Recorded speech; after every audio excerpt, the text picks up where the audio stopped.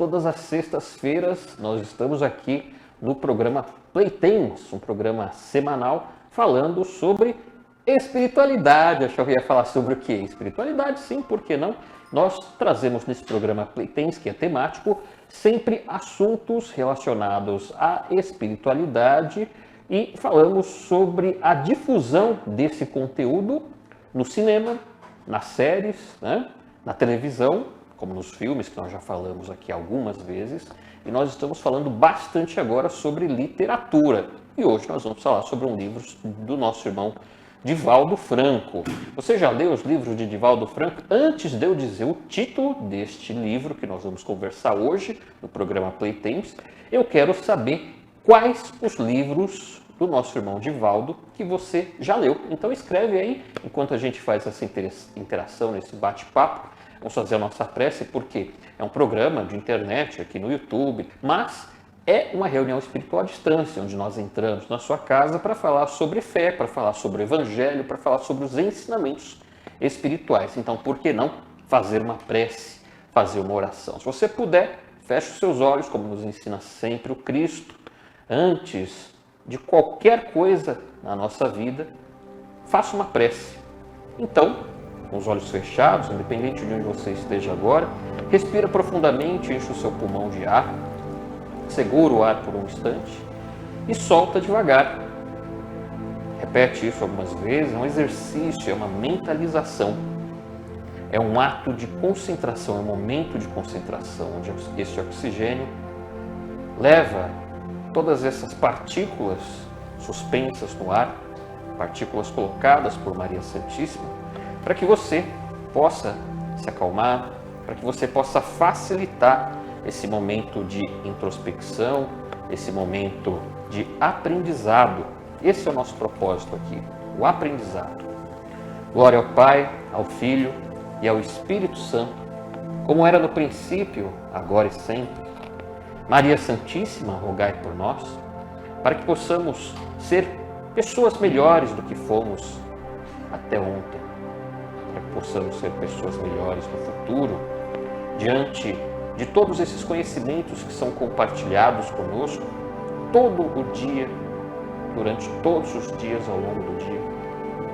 E então, nós agradecemos a Maria Santíssima pela oportunidade de estarmos aqui, dizendo a ela com todo carinho: Ave Maria, cheia de graça, o Senhor é convosco, bendita sois vós entre as mulheres, e bendito é o fruto do vosso ventre, Jesus. Santa Maria, Mãe de Jesus, rogai por nós, os teus filhos, agora e por toda a eternidade. Amém. Possamos ter uma excelente tarde de ensino, de estudo, de aprendizado, de compartilhamento de todo esse conteúdo que faz com que a gente seja de fato pessoas melhores. Mas continue respirando, porque como nos ensina os Espíritos, toda vez que nós, com uma disciplina, vamos aí ritmando a nossa respiração, ritmando a nossa alimentação, nós estamos favorecendo o nosso organismo a trabalhar ao nosso favor. Então, quando você, por exemplo, nosso irmão Gilberto estava conversando conosco recentemente nas suas palestras, que a maçã, que é um símbolo do conhecimento, é um símbolo do aprendizado, assim como Eva, comeu, dividiu o fruto proibido, com Adão, então se tornou a partir daí o despertar do conhecimento. E como nós temos outras referências da maçã que caiu na cabeça, olha que maçã bonita, dá até vontade de comer. Então a maçã caiu lá na cabeça, de um certo grande espírito e que teve uma grande ideia, e que a maçã também hoje na nossa cultura atual é utilizada principalmente para as pessoas que falam, para as pessoas que trabalham com a voz, sejam professores, afinal, você já deve ter, em algum momento da sua vida, da sua infância, ter presenteado a tua professora, o teu professor com uma maçã, afinal também é um ritual. Ou as pessoas que trabalham atualmente, as empresas, as grandes empresas, que tem muitas pessoas que trabalham nos setores de atendimento, ocasionalmente oferecem uma maçã para os seus colaboradores, porque justamente a maçã vai lubrificar, vai fazer a manutenção das cordas vocais. Então perceba a importância da maçã. E nós aprendemos, o Emanuel acabou de comer uma maçã, então ela vai botar o cérebro para funcionar. Porque os nossos irmãos espirituais também incentivam. Olha, sempre quando você for estudar para uma prova, estudar para a prova da faculdade, do concurso público, ler um livro que você não consegue ler porque é muito técnico, porque é muito difícil, coma uma maçã antes de ler um livro, ou antes da aula, ou durante, né? Quando você estiver estudando, porque isso vai facilitar o seu aprendizado. Ela tem uma série de elementos na maçã, né? De suplementos, elementos, minerais, enfim, que vai favorecer o funcionamento do teu cérebro, vai fazer a manutenção cerebral também. Aprendemos com os espíritos. Não obstante a isso, aquele movimento maxilobucofacial, né, da mandíbula, quando a gente mastiga a maçã, vai também favorecer o estímulo do cérebro, como se fosse aquele exercício, né? Tá exercitando o cérebro também, aprendemos com os espíritos. Então, vai aparecer aí na tela para você o tema do programa de hoje, o livro que nós tivemos a oportunidade de estudar para que a gente pudesse ter essa conversa. E é um livro muito adequado para o momento que nós estamos passando. Nosso irmão Divaldo Franco está aí, a nossa irmã espiritual, Joana de Ângeles, tem estudado bastante os temas de Joana de Ângeles. Atenção para esse título, Momentos de Saúde e de Consciência. Momentos de saúde e de consciência. Perceba que os irmãos espirituais que trabalham nessa casa também dão uma importância muito grande para a nossa saúde. Sem saúde, a gente não consegue aproveitar os bons momentos da vida. Você pode ter muito dinheiro, mas sem saúde você não consegue aproveitar os benefícios que o dinheiro pode te oferecer. Você pode ter um grande amor na sua vida, ter encontrado aquela tua cara metade, mas sem saúde você não consegue nem sair para passear, não consegue ter aquela alegria. Para ter alegria, você tem que ter saúde também. Então você pode ter uma família bela, você pode ter um bom trabalho, um bom emprego que te remunera muito bem. Você pode ter muito conhecimento, mas sem saúde, nada disso faz sentido. Muitas pessoas, quando vêm até essa casa e pedem ajuda para conseguir um trabalho, para conseguir um grande amor, para conquistar uma pessoa, muitas vezes a pessoa sai daqui com uma orientação para cuidar da saúde. Cuidando da saúde, muitas pessoas falam assim, poxa, mas eu não estou doente. Eu vim aqui pedir ajuda para conseguir um trabalho. Por que o espírito está falando para eu tomar um chá, para acender uma vela da saúde? Por quê? Porque, como foi dito, sem saúde, né, e a nossa psicosfera, a nossa aura consegue mostrar para os espíritos se nós já estamos desenvolvendo alguma doença com base na nossa indisciplina, com base na nossa invigilância, uma doença que pode acontecer no futuro. Isso não é evidência, né? Não é nem clarividência, é equação matemática, é só observar qual que está o nosso estado hoje. Hoje o nosso organismo pode estar lutando lá para se manter funcionando por causa de um excesso de alimento, por causa de um excesso de qualquer tipo de alimento, de bebida alcoólica, do sono, né, invigilante, quando você dorme fora de horário, dorme pouco, ou quando você vai muito para festa, ou se você consome muita carne, ou se você consome muito álcool, enfim. Esses excessos você pode achar que está muito bem, mas os espíritos conseguem, através da equação matemática, identificar se você pode desenvolver uma doença.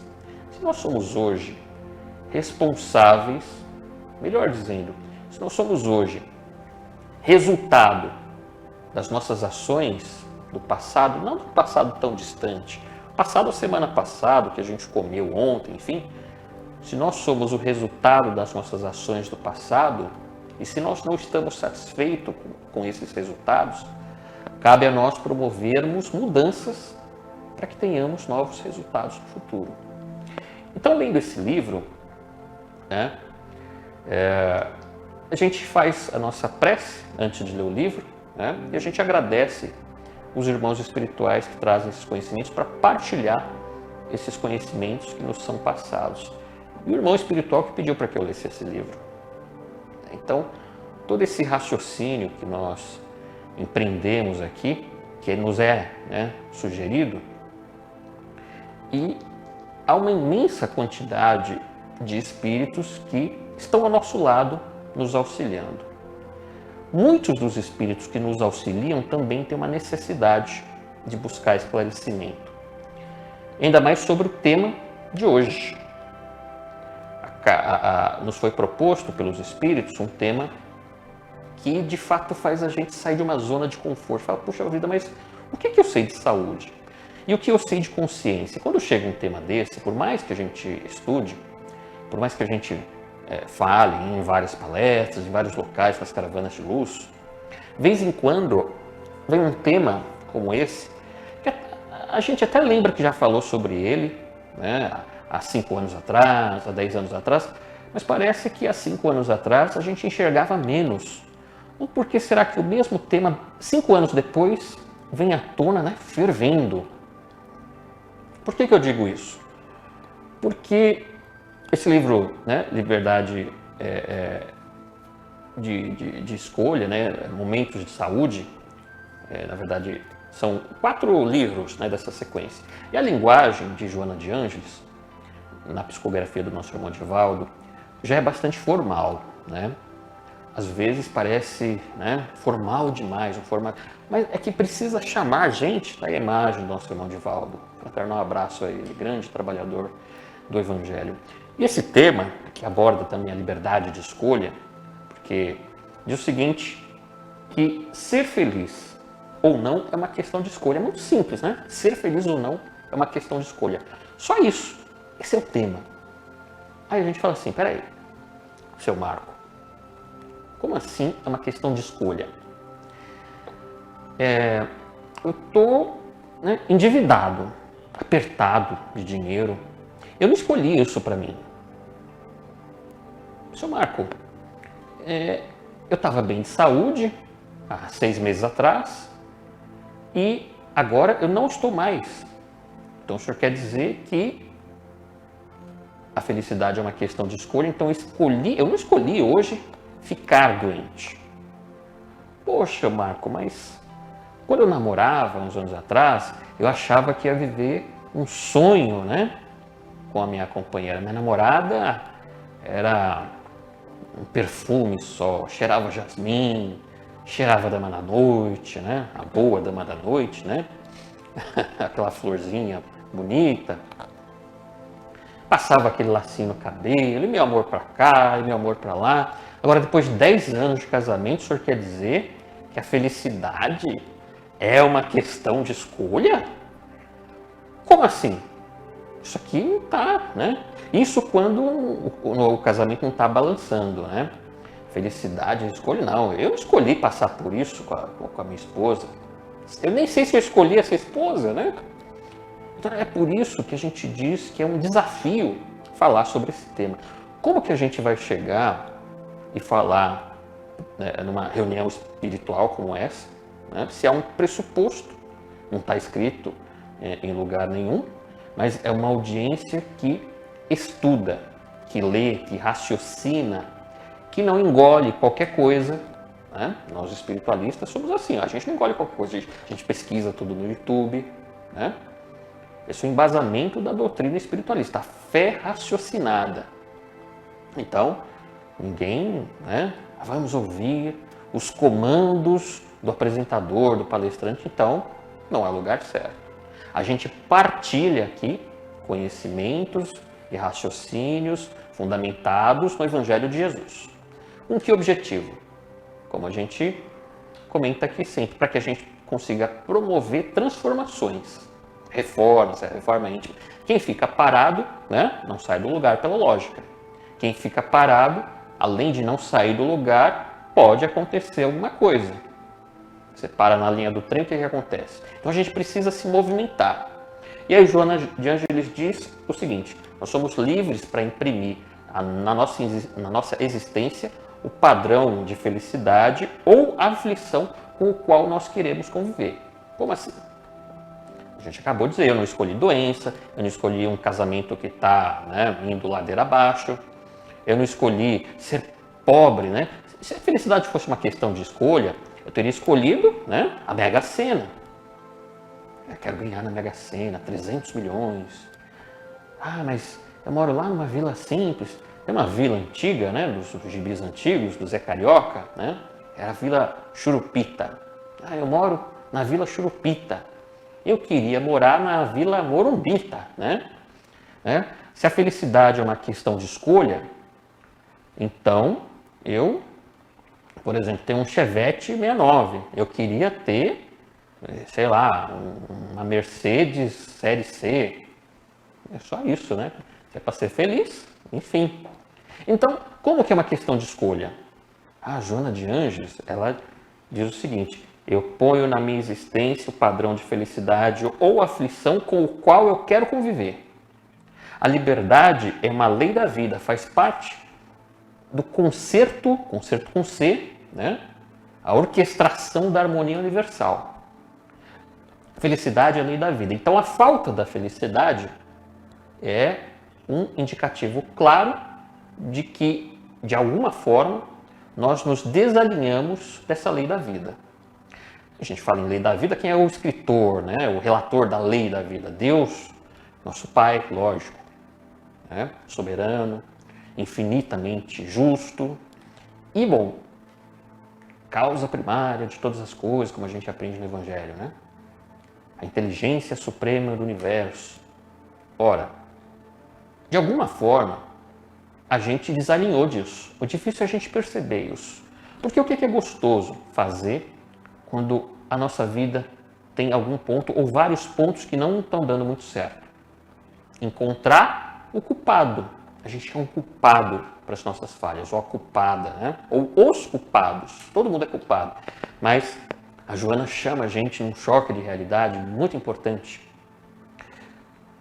Somente o que não dá, como ela diz, né, para mexer na vida, é a vida e a morte. Ou a gente está em vida ou a gente está em morte. Que nós sabemos muito bem que é uma outra dimensão, uma outra manifestação da própria existência, portanto, é vida também. Mesmo assim, é vida ou morte? Sob o quante, né? O fatalismo de incessantes transformações. Se a gente não tivesse na incessante transformação, a gente podia se aposentar, né? A nossa vida não ia nem para frente, nem para trás, ela parava. Então, diz ela aqui, submetido à ordem, desencadeiam relações correspondentes, somos o que fazemos de nós próprios. Ela insiste, somos o que fazemos de nós próprios e a gente se movimenta nos rumos que a gente escolhe. Por isso eu digo, é uma lição difícil desse livro. Mas como que Joana ela fala isso, se eu não escolhi tudo isso que está acontecendo comigo? Imagino que todos vocês têm algum problema na vida, vocês escolheram esse problema? Uma consciência. Existem pessoas que preferem a queixa, a lamentação. E diz o seguinte, quem prefere queixa e lamentação na vida, fica armazenando um tipo de coisa, né? Como diz ela, nós armazenamos o pessimismo. Não precisava ela dizer isso, né? Porque a gente já sempre fala sobre os pensamentos ruins. Tudo que a gente fala, tudo que a gente pensa, tudo que a gente deseja, são exteriorizações de pensamentos e sentimentos, portanto, de vibrações, né? Emanações. E a gente se imanta, nós nos imantamos nas vibrações que são, né, prevalentes no nosso espírito. Pois bem, quando a gente lê, né, ou até vê com certas faculdades mediúnicas, né, a gente vê parece que os espíritos parecem ter uma roupa de linho branco, né? Por isso que antigamente a gente falava, nossa, eu vi um anjo, era um espírito de luz, ele brilhava, né? A sua expressão era a serenidade máxima, o seu olhar, só de olhar eu já entrava num estado de paz tranquilo, porque é um olhar de amor, um olhar de paz. Será que o espírito ele foi numa escola de teatro, por exemplo, para aprender a fazer essa cara de que está em paz, de que é feliz? Não. O espírito, ele de fato exala, o mentor espiritual exala uma vibração. Ele, a sua superioridade, ele imanta, né, o próprio perispírito. Portanto, os nossos pensamentos, bons ou não tão bons, igualmente imantam o nosso perispírito, tanto para o bem quanto para o mal. Né? Então, é muito interessante porque às vezes a gente fica com raiva de alguém e a gente vai alimentando sentimentos de ódio e de vingança, né? E a gente projeta, a gente fala assim, vou jogar o meu mal olhado, né? A gente, minha raiva, né? A pessoa comprou um carro novo, que raiva deve ter comprado um carro novo, eu não comprei, ela comprou, de repente o pneu fura. Ou seja, a gente alimentar esses sentimentos de vingança é tomar um veneno esperando que a outra morra. A gente deseja o mal para as outras pessoas, mas é a gente que está se envenenando, como diz Joana de Ângeles. A gente vai se alimentando desse veneno e achando que vai fazer mal para o outro, mas a gente está fazendo mal para nós mesmos com esses pensamentos ruins. Por outro lado, tem pessoas que chantageiam os afetos, diz a Joana, mediante a adoção de sofrimentos irreais. É muito interessante porque essas coisas costumam acontecer normalmente na infância, quando a gente é uma criancinha, um bebezinho, ou então quando a gente fica velhinho, né? Porque a criança chora porque ela quer atenção. E alguns de nós, depois que fica bem idoso, né? Também às vezes se sente meio sozinho, vem aquela carência, né? Não está mais conseguindo se integrar na vida familiar, aí começa a chamar atenção para si de uma forma muito complicada, diz Joana de Ângeles, criando sofrimentos irreais.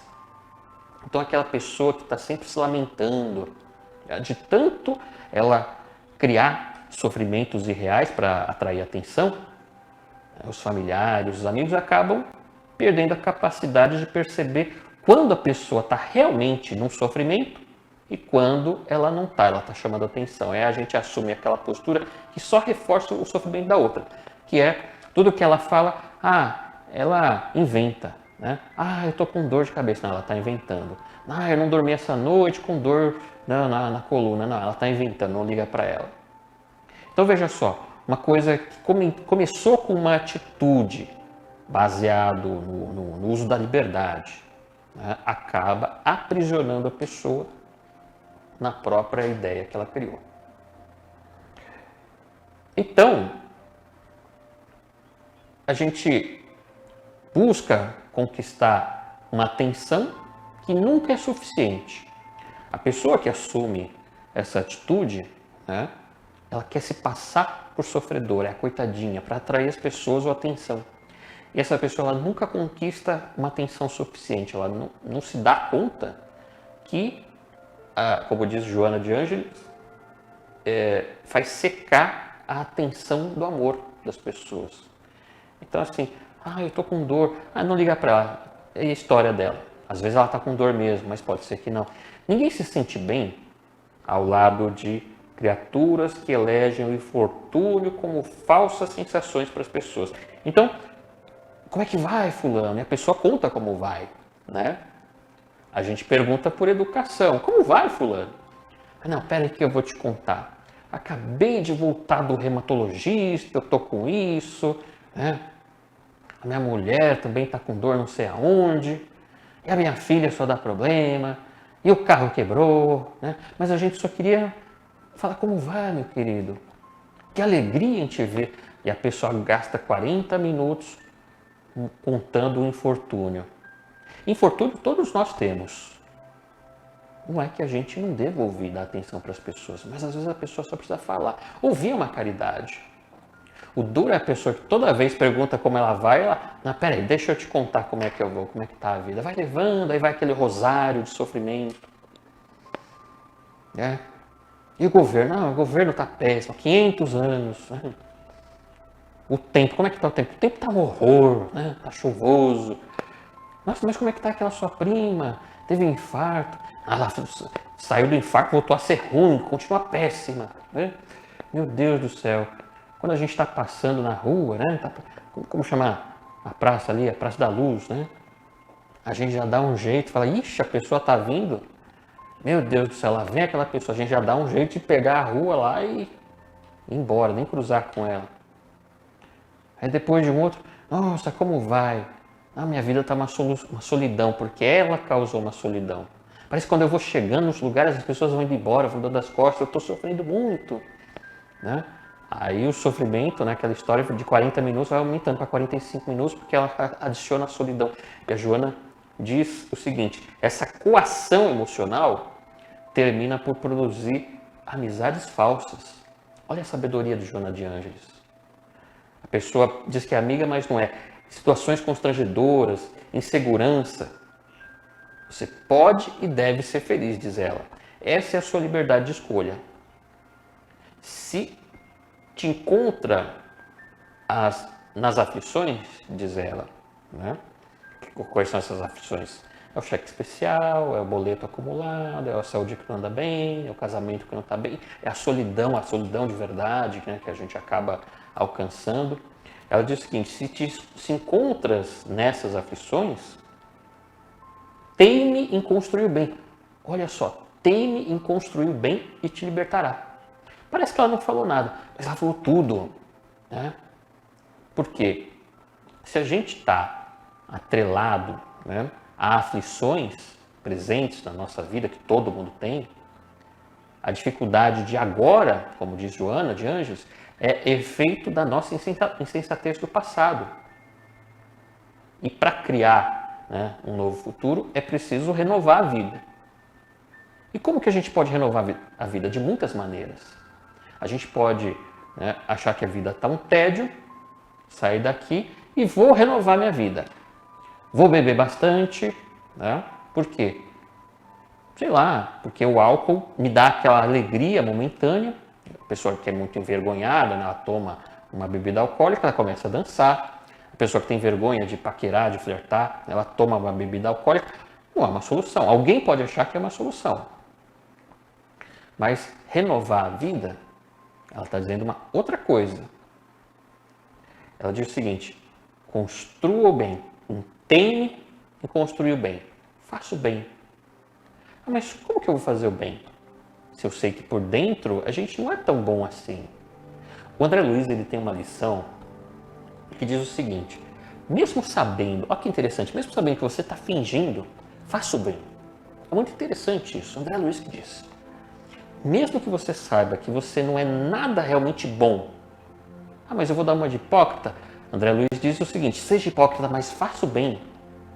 Porque se você fizer o bem, você era hipócrita, né?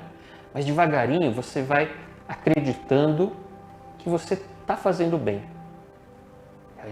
Aquele exemplo vagaroso vai mudando a opinião das pessoas. Não tem aquela história que diz o seguinte: você leva 50 anos para construir uma imagem, a sua honra, o seu respeito, mas basta um escorregão de 1 minuto, uma palavra mal colocada, né, mal falada, para colocar 50 anos de uma construção de imagem e perder. Então a gente, via de regra, os encarnados na Terra, somos pessoas que em algum momento dissemos aquela palavra, tivemos aquela atitude que pôs a perder a nossa credibilidade. E aí, para reconquistar, antes, né, sem ter errado 50 anos para construir uma imagem, depois que a gente escorrega, pode levar 500 anos para reconstruir, como ensina nosso irmão André Luiz. A gente olha lá e fala: puxa, mas aquele ali não é o Marco, nossa, ele está dando uma de apresentador do Evangelho, né? Ele está querendo passar por bonzinho, né? Quem não te conhece que te compra, né? Eu sei muito bem que você não é nada daquilo, né? Que lá não sei quando, no verão passado, no tempo da faculdade, nossa, ele era muito ruim, não gostava de trabalhar em grupo, né? É muito difícil, só com muito trabalho, de fato, com muito exemplo, a pessoa tem que um dia, ela fala assim: não é possível. Será que aquela pessoa de fato ela se transformou? Eu conheci ela quase 30 anos atrás. E tem um grupo muito especial que chega a essa conclusão, que são os obsessores. Esse grupo especial, esses nos conhecem mais do que os encarnados, porque os obsessores podem enxergar a verdade em nós, enxergar até o pensamento. E para a gente convencer um obsessor que não é ninguém mais que alguém que a gente feriu há 500 anos atrás, 1500 anos atrás, né? Lá, sei lá, em qualquer outro país, a gente entrou com um cavalo na aldeia, queimou as casas, matou os homens, pegou as mulheres, fez as crianças de escravo, só isso. Na época, né, a gente era o playboy, o bonzão, o chefão, tendo esse tipo de atitude, o herói, que incendiava as aldeias. 1000 anos depois, às vezes, a gente implora uma reencarnação, né? Aí fala, a gente já fez de tudo, a gente já se reformou. Isso são os espíritos narrando, né, na literatura. A gente se reformou, fez caridade, passou encarnação após encarnação, trabalhando no bem. Aí lá no plano espiritual, né, a gente até conseguiu perdão de quem eventualmente a gente fez mal. E alguns espíritos dizem assim, eu só vou conseguir olhar dentro dos olhos de todas as pessoas. O exemplo que a gente deu, pôs fogo na aldeia, matou muitas pessoas lá.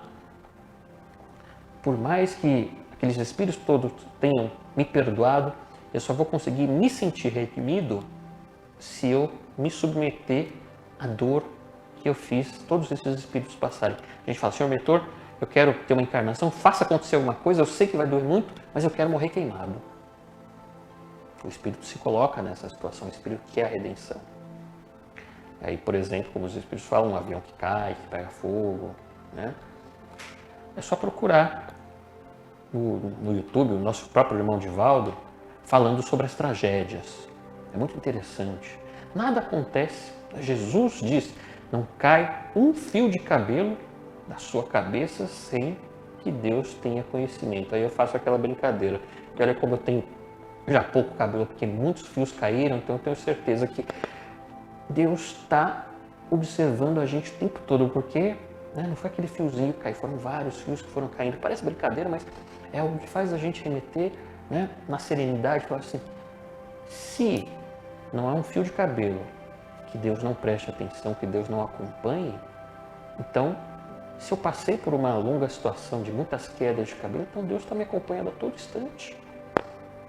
A gente tem que se colocar nessa humildade e perceber isso. Nada acontece por acaso. Nenhum daqueles espíritos, né, passou por essa dolorosa, né, vivência por capricho de Deus ou por descuido, muito menos por descuido. Quando André Luiz e outros espíritos às vezes falam sobre essas situações, então quem não teve oportunidade, por exemplo, de ler o livro do espírito Rochester, psicografado pela Vera Krianovsky, um nome meio difícil de lembrar. Tem um momento nesse livro que ela narra uma festa, olha só, ela narra uma festa dada pelos poderosos, né? Naquele tempo, não era Roma Antiga, era no Egito Antigo, né? Não tinha essas luzes, né, estroboscópica, aquela luz de balada, né? Aquelas luzes que alteram o estado comportamental das pessoas com alegria, enfim. Mas os poderosos lá daquela época, eles faziam aquelas festas, né? Preparavam a festa com os convidados, com muita comida, né? Com muito vinho, com músicos, com bebidas alcoólicas. E no alto das muralhas que protegiam eles colocavam prisioneiros de guerra, escravos, condenados. Eles bisuntavam, né, banhavam as pessoas com betume, outra substância inflamável, e no auge da festa eles colocavam fogo neles vivos, porque aquela gritaria, aquele desespero, dava uma sensação naqueles poderosos que eles adoravam. Era para enfeitar a festa, mas causar aquela sensação, o grito de desespero das pessoas, né? Morrendo, carbonizadas, queimadas, aquele grito de desespero alterava e dava algum tipo de alegria para aqueles poderosos, né? Que é o que explica o sadismo, que é você ter alegria ou ter algum tipo de prazer com a dor e o sofrimento do outro.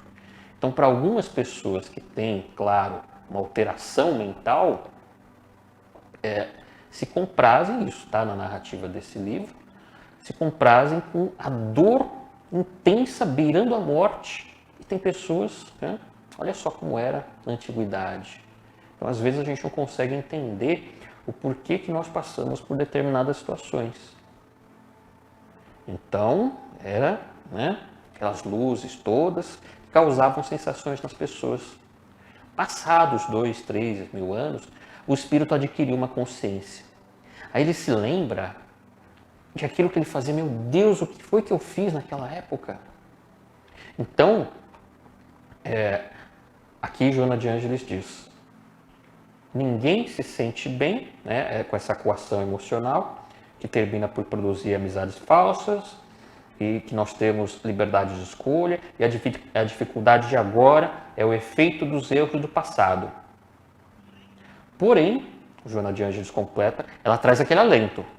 Situações difíceis mudam para melhor do mesmo jeito que um dia nublado, né, cheio de tempestade, com raios, aquele tempo escuro, frio, com nuvem, ventania, chuva, né, muda e aquela mesma paisagem que parecia uma visão tenebrosa, às vezes até umbralina, passados alguns dias ou até mesmo algumas horas, se esparge totalmente disso, Joana de Ângeles, as nuvens passam e aquela paisagem que parecia uma coisa umbralina volta a brilhar o verde das flores, o verde do gramado, os passarinhos cantando. Essa é a nossa vida. Hoje ela pode parecer, né, tá sob aquele efeito de uma forte tempestade, mas não dê trégua à desdita, à ociosidade, aos queixumes. Nossa vida é o que é, e é resultado do uso da nossa liberdade antes do tempo de hoje. Atenção nisso, antes do tempo de hoje. Então não adianta a gente se queixar diante do pessimismo, aquela pessoa que está sempre reclamando, porque não é culpa de ninguém, não há um culpado para isso. A gente só pode olhar para nós próprios como responsáveis pelo que se passa conosco hoje. E somente nós podemos promover a transformação dessa sombra para a luz do sol. Ela diz: não dê trégua à desdita, à ociosidade, ao queixume. Nós somos donos do nosso destino. Só que a gente não pode olhar com imediatismo. Quanto mais, né, essa tecnologia nos traz os progressos, os benefícios, o conforto, mentalmente, comportamentalmente, socialmente, espiritualmente, trouxe também um novo desafio, que é o imediatismo. A gente quer tudo na hora. A gente olha todos esses aparatos tecnológicos e hoje tudo que a gente pensa, né, tudo que a gente sente é meio que instantâneo. A gente chega no elevador, por exemplo, com 20 pessoas e as 20 pessoas, né, estão lá, 10 para 7 da manhã. O que será que tanto tem, né, para cutucar às 10 para 7 da manhã, mas está todo mundo no elevador, ninguém mais fala bom dia umas para as outras. A gente vai no restaurante, um domingo, num restaurante, serve comida temática, né? Ceviche, nem lembro direito, aquele peixe temperado, né? É como se fosse o sushi, mas não é de japonês, é de peruano, né? O ceviche. Do lado tinha uma família, né? Parece uma família de posses, chegou num carrão desse tipo Mercedes, né? Enfim. E tinha pai, a mãe, 3 filhos, 2 adolescentes que possivelmente eram amigos. Ninguém falava com ninguém. Todos, cada um ali no seu smartphone. Eu fico imaginando, o pai para falar com o filho mandava mensagem, né? Fulano, me passa o copo d'água. Ou seja, é de um imediatismo, né? O chefe passa um e-mail, você não responde. 2 minutos ele já está no telefone. Eu te passei um e-mail aí, né? Mas chefe, é que eu estava no banheiro, né? Mas eu te dei um celular que também recebe o e-mail. Você quer tudo para a hora. É assim que está a vida hoje no mundo corporativo, não é? Só que mudar o destino é uma coisa que, né, a gente precisa, é uma coisa que exige a mudança, né? É a paciência.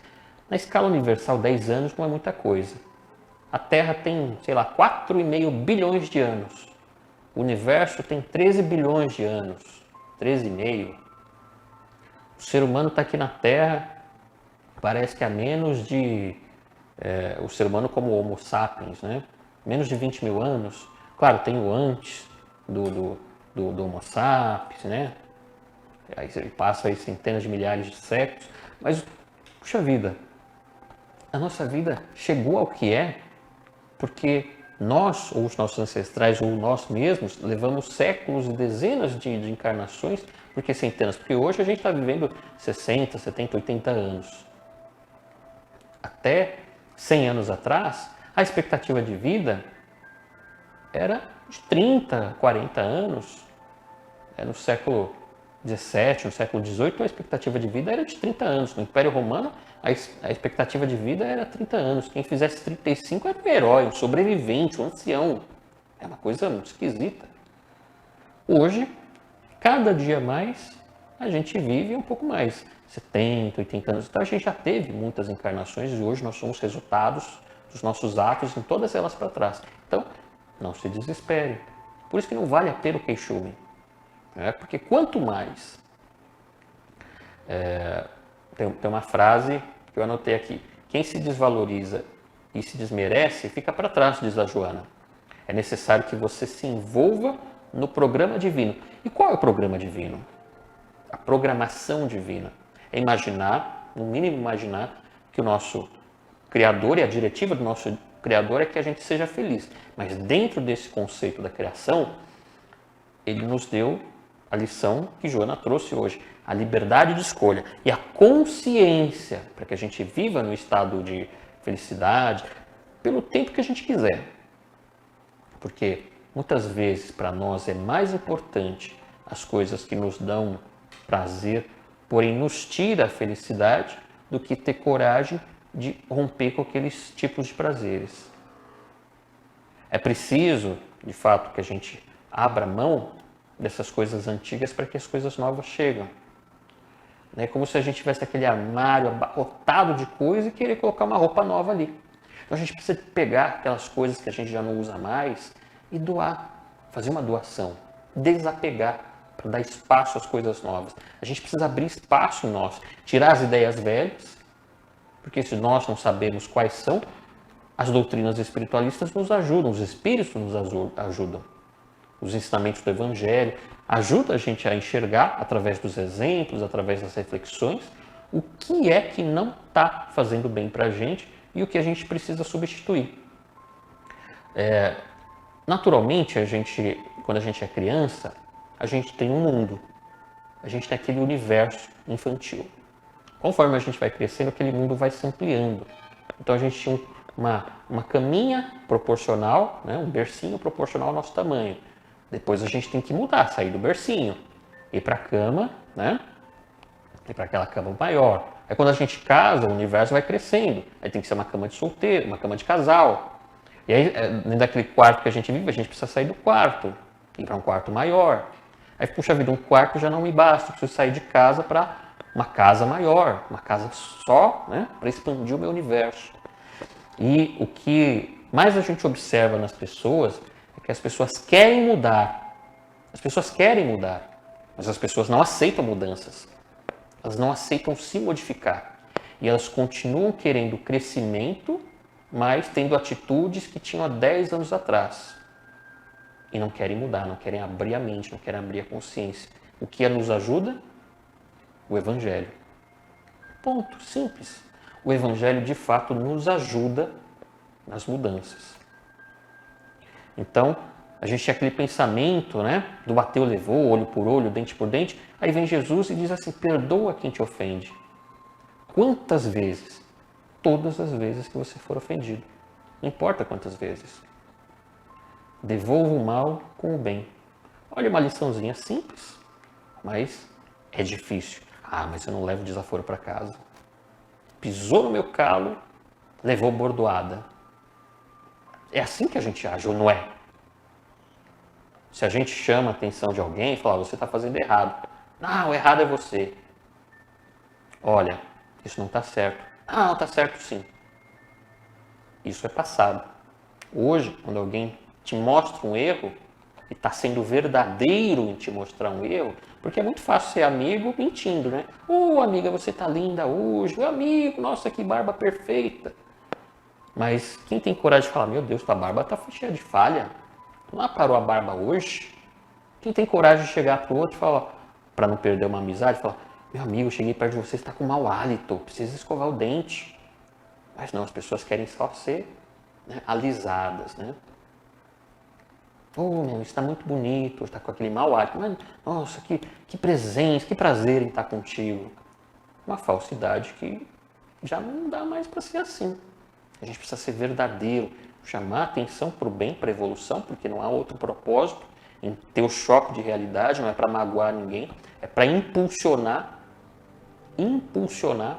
a evolução das pessoas, o crescimento das pessoas, para que elas saiam daquele mundinho e vão para um mundo maior. Então a gente precisa abrir mão de certos pensamentos de orgulho, porque esse é o pensamento que Joana de Ângeles pede para que a gente tome, né? Para que a gente vá para a esfera da consciência pacífica, da paciência, com a paciência com quem é diferente ou pensa diferente. Graças a Deus existem as diferenças. Já pensou se fosse todo mundo igual? Né? Então é como se fosse tudo formigueiro, né? Graças a Deus existe diferença. Mas a gente precisa dar espaço para o outro para que ele exista da mesma forma que nós queremos o nosso espaço para existir. Se a gente preferir sofrer, diz a Joana de Ângeles, a gente tem liberdade para viver essa experiência até o momento que a gente escolha transferir sofrer para o seu bem-estar. A gente é livre.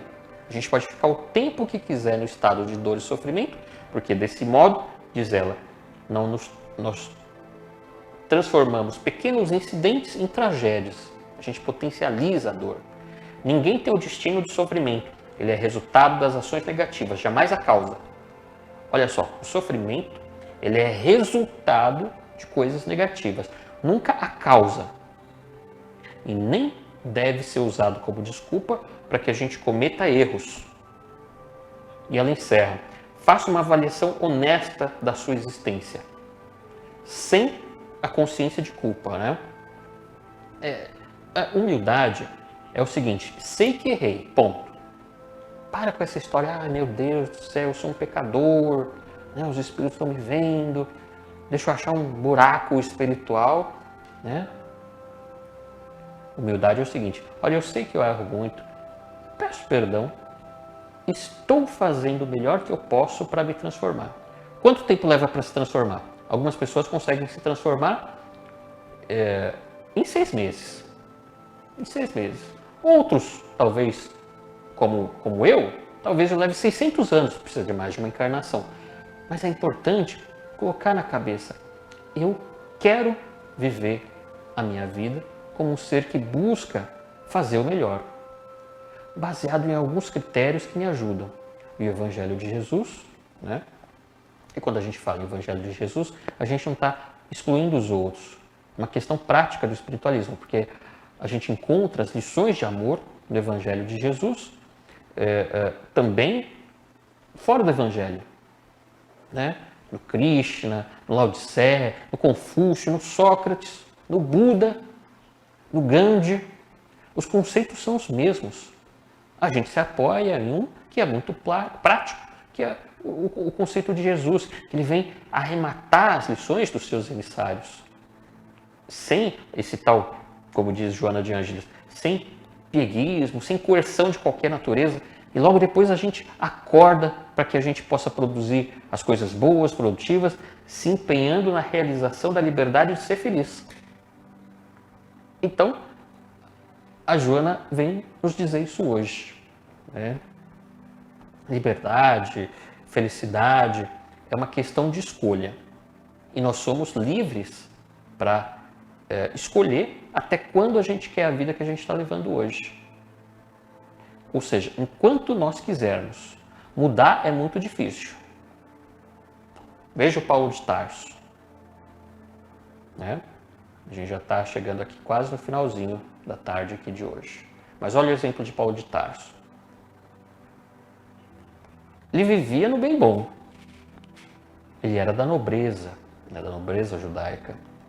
Ele foi preparado a vida inteira para ser um expoente lá no templo de Jerusalém. Ele era admirado, era rico, jovem, bonito para a época, né? Ele era, né, um homem de destaque em todos os sentidos. Ele foi preparado, né, como eu disse. Ele tinha até uma noiva. Ele perseguia os cristãos porque ele achava que estava fazendo certo. Aí ele foi para Damasco. Ele falou: vou lá pegar todos aqueles cristãos. Aí no meio do caminho, Jesus aparece para ele brilhando, né? Ele disse para ele: Paulo, por que me persegues? E aí naquele momento ele teve entendimento de que ele que acreditava que estava fazendo tudo certo, não estava. E que ele precisava mudar. E aí ele teve a coragem. E ele, pro resto da vida dele, ele andou totalmente do avesso do que ele era antes. Aquelas vestes ricas virou pele de carneiro, né? Camelo, passou fome, né? Foi preso, né? Então, ele teve uma coragem para mudar de vida, sair do conforto. Ele foi preso junto com uma mulher que era médium, né? Na verdade, chegou num determinado lugar, a mulher sofria de obsessão, né? E aí ele impôs as mãos, e aí o que aconteceu? Ele tirou os obsessores de lá, daquela mulher. E aí, ou seja, transformação significa coragem para viver o novo, mas para quem entende que nós fazemos essas mudanças porque a gente quer ser melhor. Por isso que vale a pena as transformações. A gente precisa ser corajoso.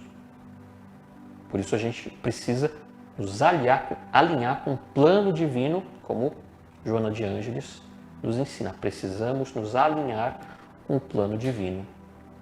É muito interessante esses ensinamentos da Joana.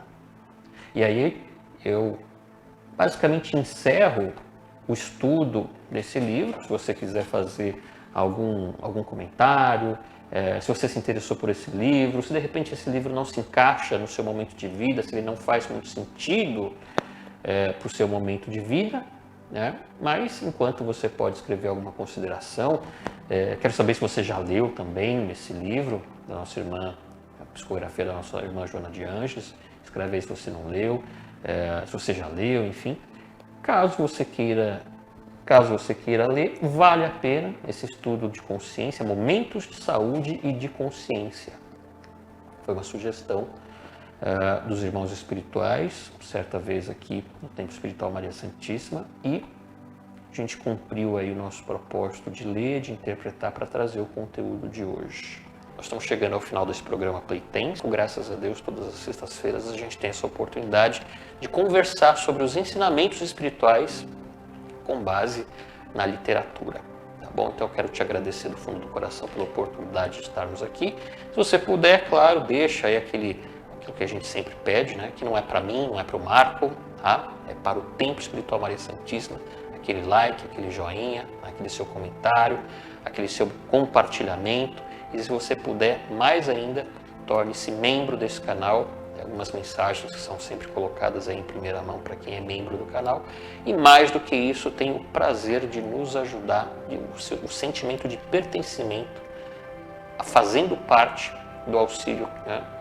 R$ 6,90 praticamente por mês.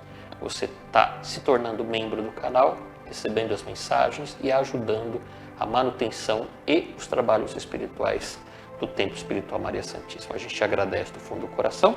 Vou ficando por aqui, mas continua na programação. Salve Jesus, salve Maria Santíssima.